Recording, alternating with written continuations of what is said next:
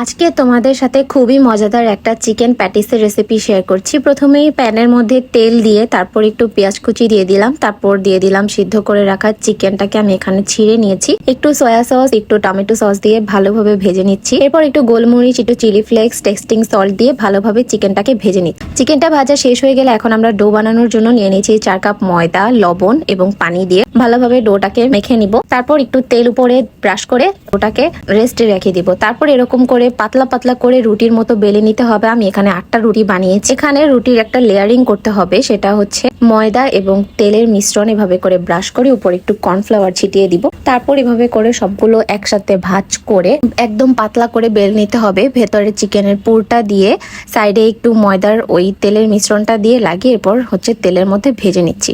এটা খেতে খুবই মজা হয়, একদম ইজি একটা রেসিপি। তোমরা অবশ্যই বাসায় ট্রাই করবে। Thank you so much for watching.